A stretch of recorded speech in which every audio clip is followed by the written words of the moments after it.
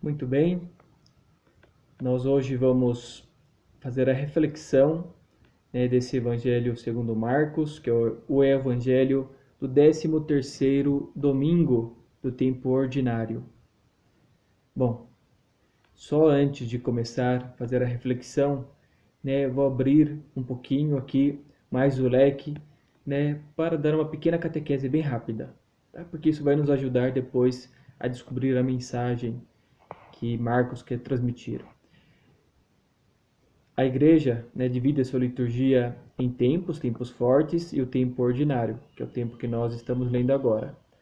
E o tempo ordinário, ele é trienal, isso é, a cada 3 anos, ele volta ao ciclo. Nós temos o ano A, o ano B e o ano C. Atualmente, esse ano 2021, a liturgia proposta é o ano B. No ano B, durante esse tempo ordinário, o tempo comum, nós vamos tomar em mãos o Evangelho de Marcos, o anúncio que Marcos faz de Jesus, da boa nova, da boa notícia. Esse é o ano B, o ano atual. O ano A, nós lemos São Mateus, e no ano C, São Lucas. O Evangelho segundo Mateus, segundo Marcos, segundo Lucas. Muito bem. Nesse ano B, que é o ano de São Marcos, ele tem uma proposta para nos dar. Nós escutamos algumas reflexões atrás, quando o padre Sérgio nos ajudava a entender que Marcos, ele divide assim em duas grandes partes do seu evangelho, buscando responder uma pergunta profunda: quem é Jesus?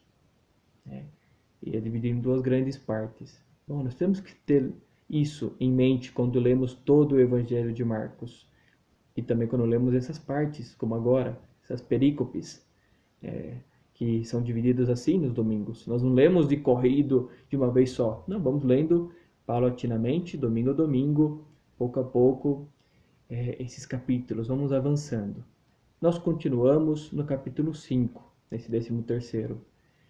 Jesus está na Galileia, ainda ali convivendo com os apóstolos, com multidões que começam a seguir Jesus. Jesus, na Galileia, ele vivia em Cafarnaum, que é uma cidade ali na beira do lago da Galileia, também chamado de Lago de Tiberíades, por causa do imperador Tibério. Bom, para os galileus, que eram judeus, eles chamavam pelo nome de Mar da Galileia. Jesus, que tinha feito alguns sinais, pregado aquelas grandes parábolas ali diante de Cafarnaum ou de alguma daquelas cidades. Depois ele atravessou o lago e foi para o outro lado, onde ele expulsou aquele endemoniado, mas bem, o demônio daquela pessoa possuída, que afinal resultou ser uma legião de demônios, que acabou se precipitando, com os porcos, porque entraram nos porcos ali no abismo. Bom, depois de toda essa situação, Jesus retorna para aquele lugar de onde ele tinha saído. Provavelmente Cafarnaum, repito. E ali, em Cafarnaum, uma multidão outra vez, se colocou ali diante de Jesus e ele começa outra vez a falar, a anunciar o reino de Deus. Bom, é aqui que estamos, então, nesse contexto, Jesus que regressa, tem uma multidão, ali diante, mas dessa multidão se destaca um personagem. E ele era destacável, por quê? Porque ele era uma pessoa reconhecida, querida até pelo povo ali, para aquela multidão que estava ali na praia. E este personagem, nós sabemos o nome, ele é Jairo, o chefe da sinagoga. A sinagoga era aquele lugar onde os judeus se reuniam para ler, para estudar a Torá, a lei, o Antigo Testamento para nós, hoje cristãos, tá bom? Eles se reuniam para ali.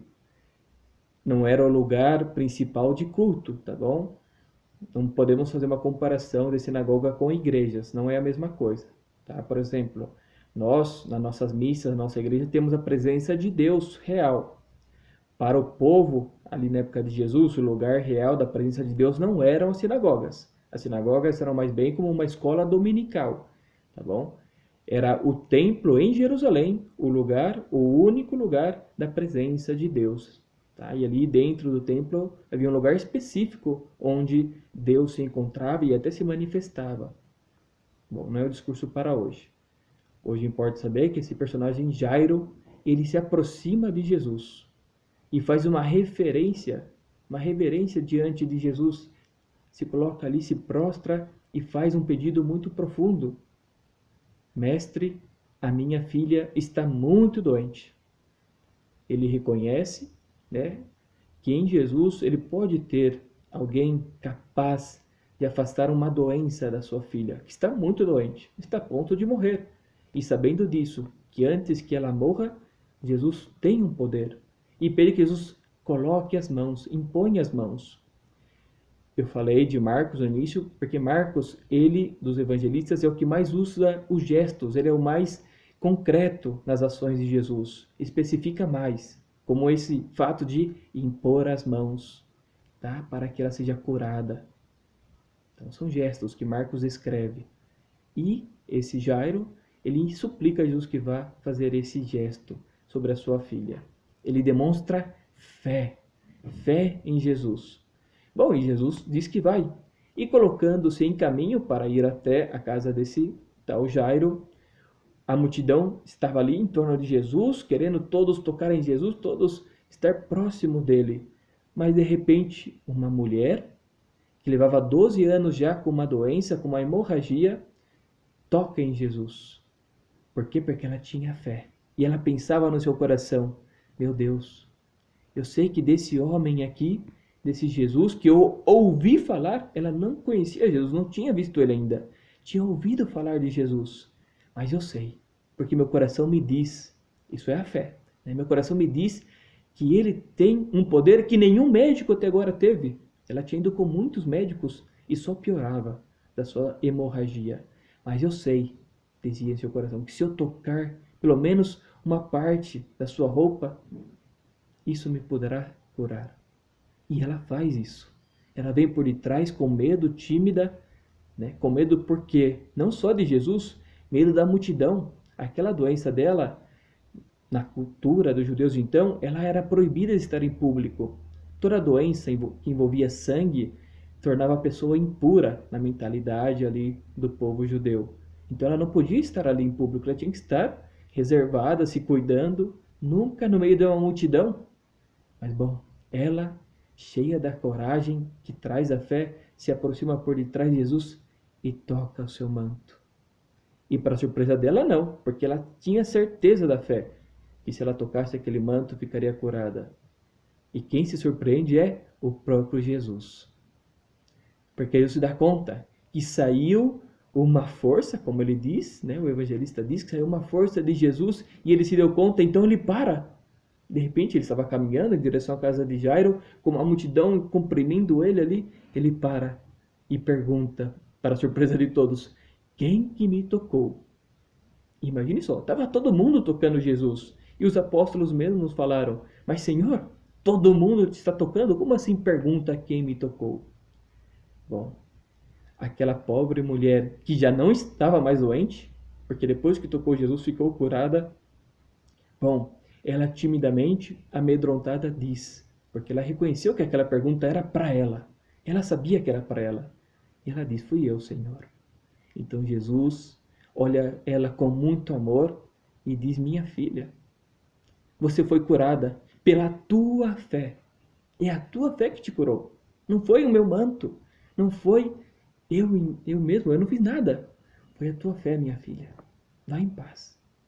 Está curada. E assim voltou aquela mulher transformada, né, de ter tocado, mais que com as mãos, ter tocado ao Senhor Jesus com a fé que ela tinha.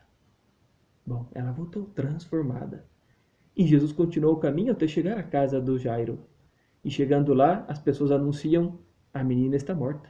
Nem precisa entrar, mestre. Ela já está morta. E Jairo mesmo, pobre Jairo. Jairo foi atrás de Jesus com a esperança que Jesus chegasse antes da morte. Jairo não tinha uma fé tão profunda, né, de pensar, esse Senhor, né, que faz milagres, que expulsa demônios, vai ser capaz de trazer uma pessoa da morte à vida. Ninguém acreditava nisso, nem os apóstolos. Então Jesus, sabendo o que ele poderia fazer e o que ele fez, Ele só escolheu 3 dos apóstolos, é importante esses 3. Pedro, Tiago e João. Tomou eles 3, pediu permissão ao Senhor, encheu ele de esperança, falou: não se preocupe, não se preocupe, que para mim ela apenas dorme. Porque para Jesus é isso. A morte não é definitiva, porque ele veio vencer a morte. Bom, Jesus entra, toma a menina pela mão, chama ela, Talita cum, menina, levante-se.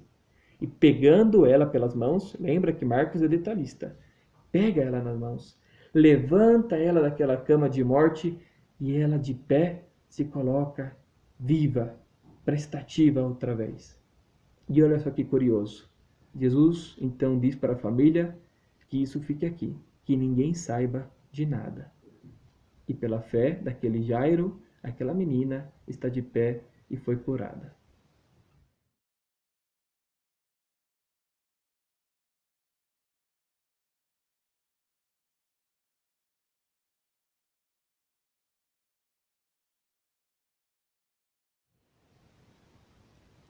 Jesus realmente ressuscitou essa menina.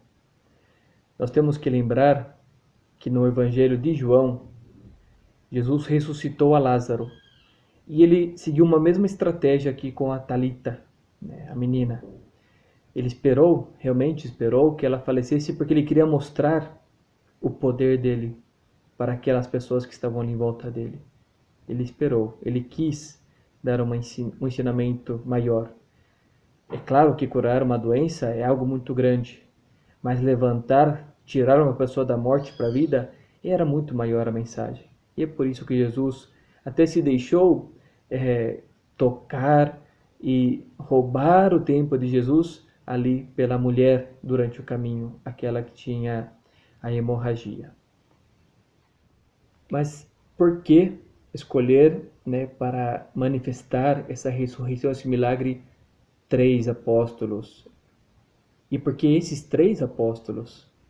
Bom, Pedro, Tiago e o irmão de Tiago, João, evangelista, né, eles vão se tornar, depois da ressurreição, os fundamentos da igreja, os principais sacerdotes de Cristo, né, e deles vai nascer comunidades importantes.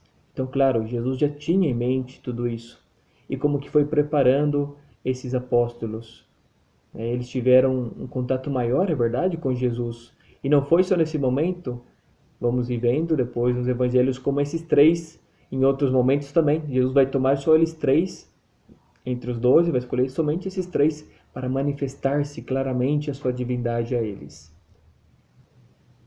E em terceiro lugar, temos Jesus que pede com insistência que esse fato da ressurreição fique ali, que não anunciem nesse momento o que acabou de acontecer, esse grande milagre de Jesus, essa vitória contra a morte. É o assim chamado silêncio messiânico. Jesus que às vezes pedia para os demônios não falarem quem ele era, que alguns milagres não se dessem a conhecer, agora essa ressurreição, que fique ali, somente para eles nesse momento. Vai chegar o dia de anunciar isso. Por que tudo isso, né? Nós escutamos alguns domingos atrás Jesus falando em parábolas e falava que o reino de Deus ele era discreto, né? Assim como a semente vai germinando sem que ninguém perceba, mas vai dando o seu crescimento escondido aos olhos do mundo, assim é o reino de Deus. Essa é uma das possíveis respostas, né, desse misterioso silêncio que Jesus pede que guardemos do seu poder.